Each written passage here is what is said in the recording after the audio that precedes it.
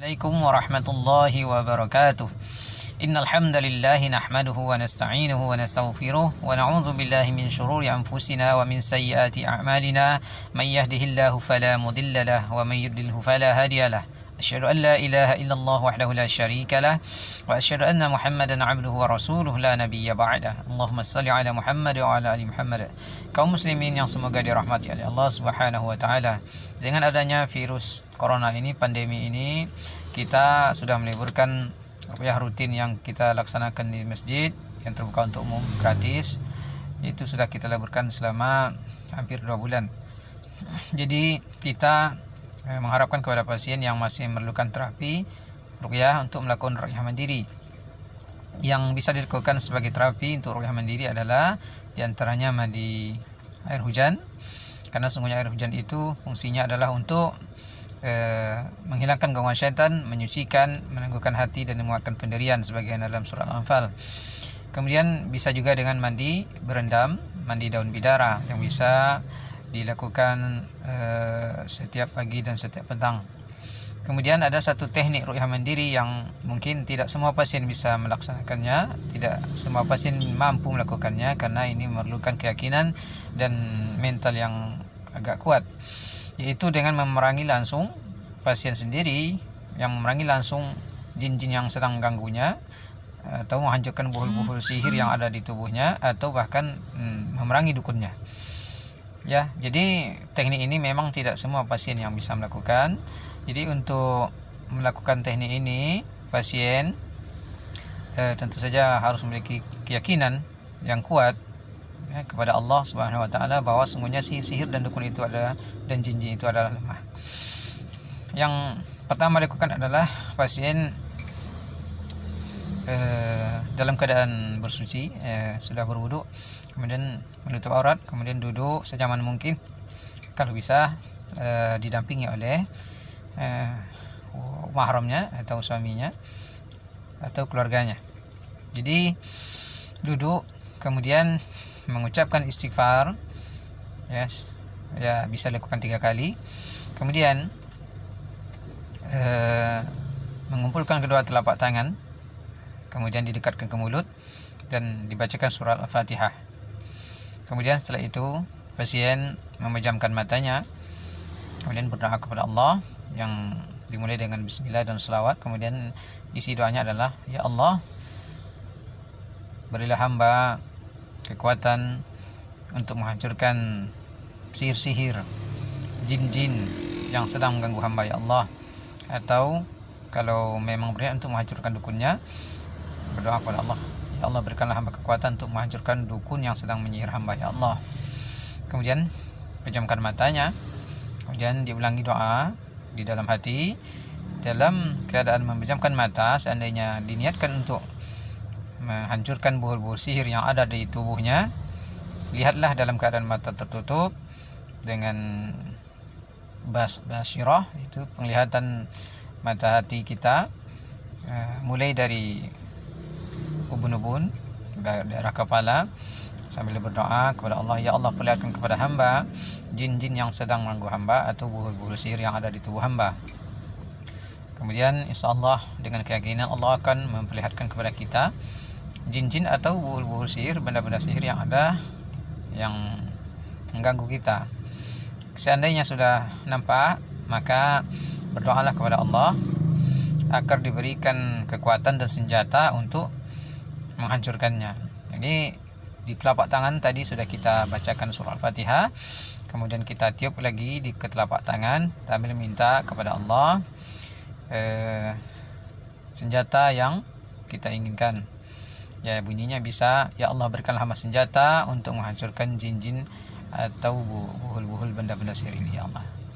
Biasanya pasien akan mendapatkan senjata yang paling sering adalah berupa pedang, ya, atau buhulnya, kalau seandainya buhulnya nampak berupa ikatan-ikatan tali-tali di sekujur badannya, itu bisa senjatanya berupa gunting. Kemudian dengan yakin arahkan senjata itu kepada benda-benda sihir yang ada di tubuh. Kalau seandainya ada di kepala, arahkan ke sana. Seandainya jin itu berada di arah kepala, langsung dengan menggunakan pedang diserang jin itu. dengan keyakinan dengan mengucapkan Bismillah Allahu Akbar. Maka biasanya untuk cepatnya eksekusi terhadap jin itu dipegang kepala, bagian kepala jin itu, kemudian dia arahkan pedangnya ke arah leher, kemudian dan gerakan menyembelih kita baca Bismillah Allahu Akbar atau dengan dipancung. Ya, kemudian ketika sudah putus, insyaallah jin itu sudah mati, kemudian kita lanjutkan melihat bagian tubuh yang lain. Ya, misalnya sudah di kepala sudah habis, lanjutkan ke tubuh yang lain, yaitu arah ke bawah, tengkuk, arah ke leher, arah ke dada, ya, terus ke perut, ke kaki. Semuanya benda-benda sihir, seandainya itu berupa paku-paku misalnya, bisa dilakukan gerakan mencabut dengan tangan. Seandainya itu berupa jin, bisa dihancurkan dengan pedang. Bisa juga berdoa pasien meminta kepada Allah untuk diberikan semburan api, yaitu dengan berdoa, ya Allah berikan hamba semburan berupa api yang sangat panas, kemudian ditiupkan ke arah jin atau ke arah benda-benda yang ada di tubuh, ya, yang berupa benda sihir. Ya, jadi insyaallah akan langsung terasa oleh pasien ketika sudah dicabut benda itu atau jin-jin yang mengganggunya. Ketika sudah dieksekusi, itu akan langsung terlepas dari pengaruh sihir, insyaallah. Dan teknik ini juga bisa diniatkan untuk menyerang dukunnya. Ya, ketika sudah dibacakan Fatihah di tangan, kemudian menjamkan mata, kemudian berdoa kepada Allah, ya Allah perlihatkan kepada hamba dukun yang menyihir hamba, ya Allah. Maka insyaallah Allah akan perlihatkan, ya, di mana dukunnya, diperlihatkan wajahnya. Kemudian seandainya sudah nampak, kita berdoa kepada, ya Allah dekatkanlah dukun itu tersebut kepada hamba.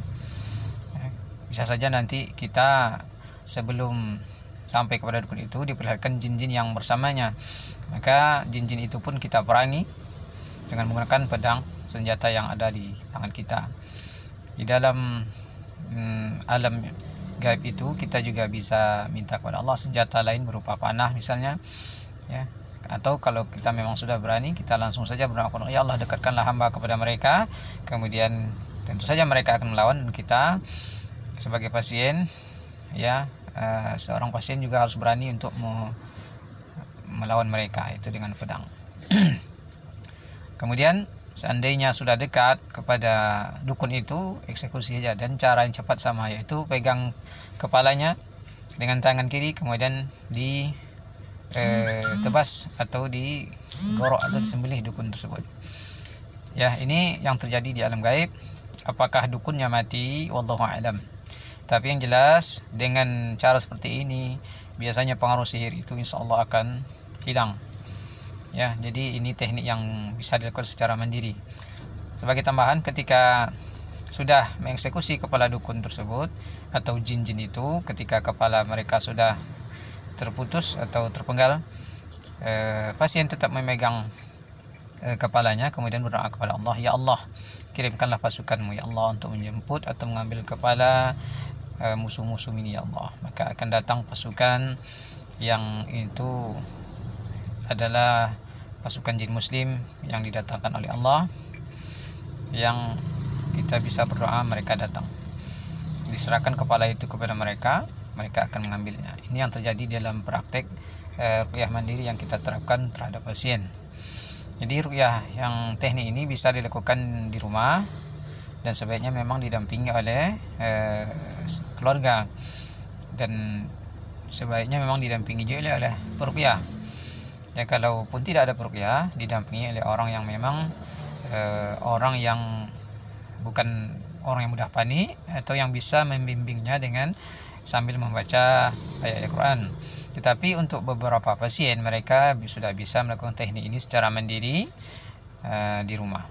Jadi kepada peruqyah, inilah teknik, salah satu teknik yang kita lakukan terhadap pasien ketika pasien terkena sihir, dan insya Allah hasilnya lebih cepat dan langsung ke sasaran, karena pasien itu bisa melihat langsung dengan izin Allah, karena pasien yang disihir itu memiliki sinyal atau penglihatan di alam gaib, di alam jin itu, karena terkena sihir maka dia bisa melihat.